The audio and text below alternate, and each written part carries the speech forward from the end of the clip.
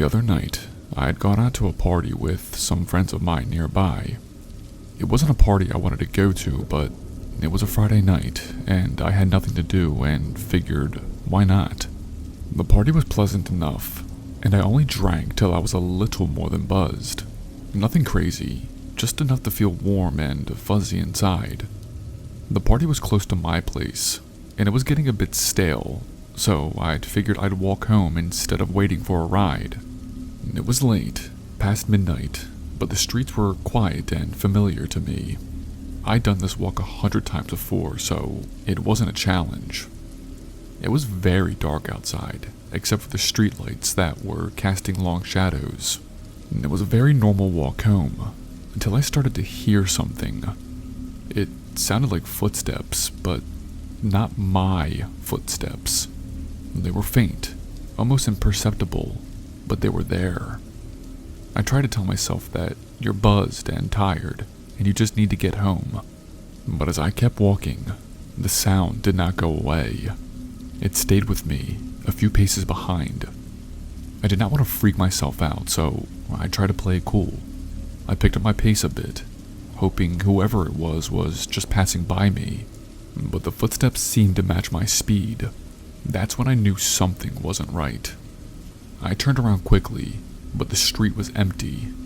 Just shadows and the soft hum of distant traffic. I couldn't see anyone, but I could feel it. Someone was there. My heart rate increased. I wasn't sure what to do, so I pulled out my phone and FaceTimed my friend, Jenna. I needed someone to talk to, someone to make me feel less alone. Jenna answered after a few rings, her face appearing on the screen, half asleep. "Hey, what's up?" she asked, rubbing her eyes. "Jenna, I think someone's following me," I whispered, trying to keep my voice steady. "What? Where are you?" She was wide awake now, her eyes searching my face for answers. "I'm on my way home, just a few blocks away, but I swear I keep hearing footsteps behind me," I said, glancing over my shoulder again. Still nothing. "Do you see anyone?" Jenna asked, her voice tense. "No, but..." I stopped mid-sentence. In the small screen of my phone, I saw something that made my blood run cold. Behind me, in the shadows, a figure was moving. A man, tall and dressed in dark clothes, was just a few feet away. "Run. Oh my God, run," Jenna screamed through the phone. I didn't think. I just bolted. My legs were wobbly from the alcohol, but adrenaline kicked in, and I sprinted down the street. The footsteps behind me were louder now, closer. I could hear his breath, heavy and fast, like he was enjoying the chase. I ran like my life depended on it because it did. My apartment was just around the corner. I could see the building in the distance, but it felt so far away. I pushed myself harder, my lungs burning, my heart pounding in my ears. I did not dare look back. I just focused on getting to my door, to safety. Finally, I reached my building. My hands were shaking so badly that I fumbled with the keys. I could hear him getting closer, his footsteps pounding the pavement.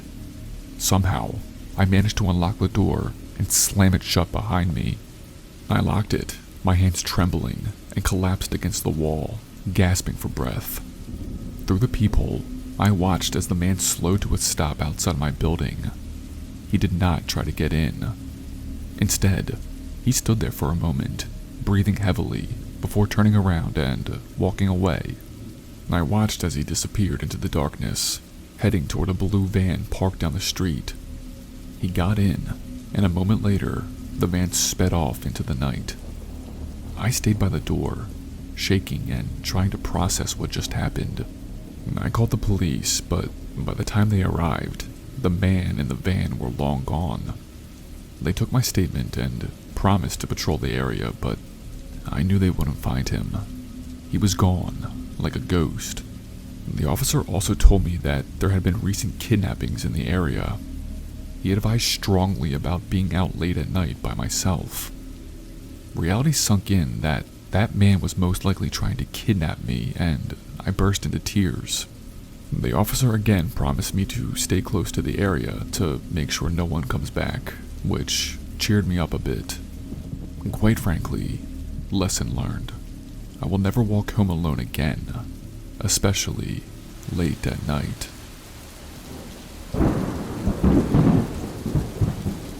I was up late one night playing Call of Duty as usual. My parents were asleep, and I had the whole house to myself. It was a cool night, so I had my window open to let some fresh air in. I had just microwaved a plate of pizza bagels, my go-to gaming snack, and I was ready for a long session with my friends. We were in the middle of a match when I thought I heard something. It was faint, almost like a whisper, but I could have sworn it sounded like someone saying, "Help me." I took off my headset and listened, but there was nothing. Just the usual nighttime noises.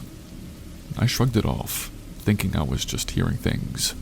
Maybe it was just some background noise from the game. I went back to playing, getting more into the match. We were talking trash and making jokes, typical stuff. Then I heard it again, louder this time. "Help me." It was clear, like someone was outside my window. I paused the game and told my friends, but they just laughed, saying I was imagining things, or that it was just the game messing with me. I tried to shake it off, but the voice had gotten under my skin. I kept playing, trying to focus, but I was distracted. Then I heard it again. This time, there was no mistaking it. A woman's voice, desperate and pleading. "Can someone please help me?" I yanked off my headset and stood up, my heart pounding. I couldn't just ignore it anymore. I ran upstairs to my parents' room and woke them up, probably scaring them half to death. I told them what I heard, and my dad, still half asleep, grabbed his airsoft gun, which is probably the most dad thing to do in a situation like that. We went downstairs, and I pointed to the backyard. My dad opened the back door, and we both stepped out. That's when we saw her. An elderly woman was lying on the ground near the back fence. She looked confused and scared. Her clothes were dirty and torn. My mom had come downstairs by then, and she immediately called 911. The dispatcher told us to stay with the woman until help arrived, so my mom sat next to her, trying to comfort her. The woman kept mumbling, "I'm lost, I'm so lost," over and over. The paramedics arrived pretty quickly, and they took over. They said she was likely suffering from dementia, and had probably wandered away from her home hours earlier. She must have been walking around the neighborhood, and somehow ended up in our backyard, where she fell and couldn't get up. She was dehydrated and disoriented, but they said she would be okay. They took her to the hospital to make sure everything was alright. After they left, my parents and I just stood there for a minute, processing everything that just happened. It was surreal. I went back inside and looked at the clock. It was almost 3 a.m. My friends were still in the game lobby, probably wondering where I went. I hopped back on and told them what had happened. Of course, they did not believe me at first, but when I explained it all, they were blown away. I felt a mix of emotions. I was freaked out, relieved, and honestly, a little proud that I had taken the voice seriously and done something about it. If I hadn't, who knows what might have happened to that poor old woman. The next day, my dad checked the local news, and sure enough, there was a report about an elderly woman who had gone missing from her home. She had wandered off in the middle of the night and was found in our backyard. It felt good to know that we had helped her, even if it was just being in the right place at the right time. So yeah, that's the story of my late night gaming session turning into something I'll never forget. And to all my friends who laughed at me that night, I told you so.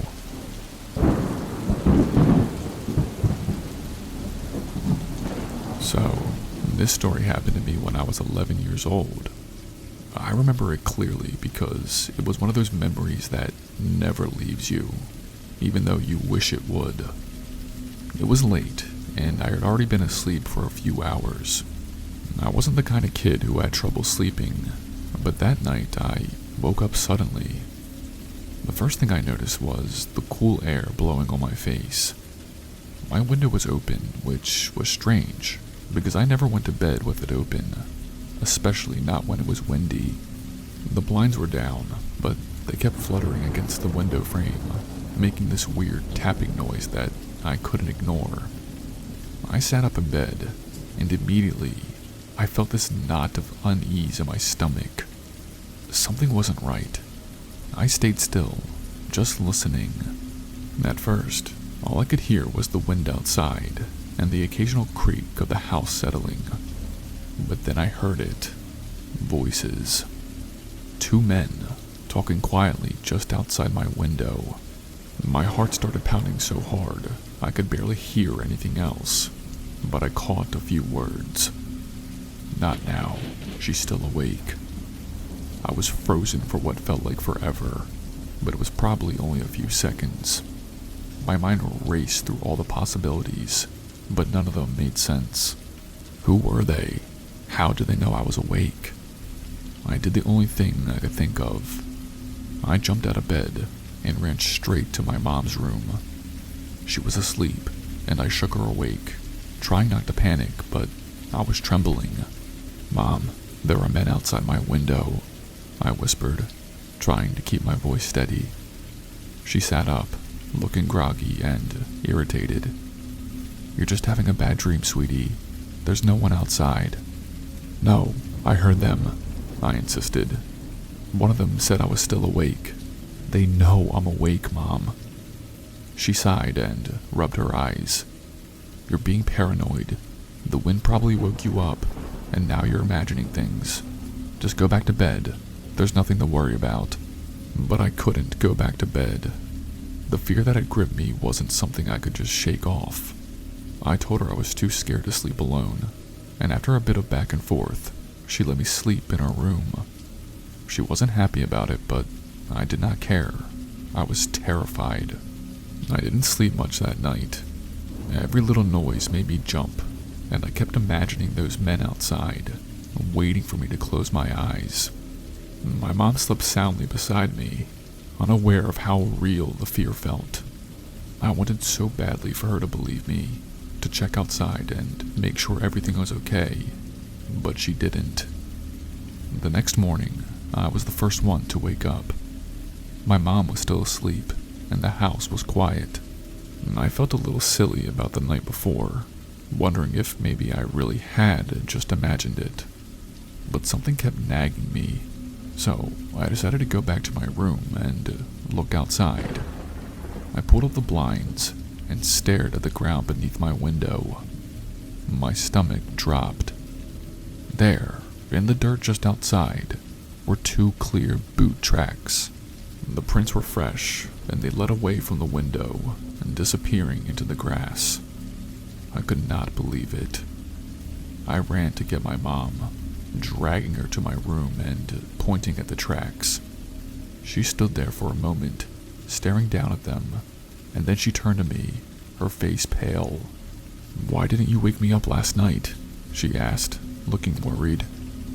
"I tried to," I whispered, feeling a mix of fear and anger. "You didn't believe me." She didn't say anything after that and just kept looking at those tracks. She called the police, but nothing came of it. They said it was probably just some guys passing through, maybe teenagers playing a prank. But I knew better. They knew I was awake.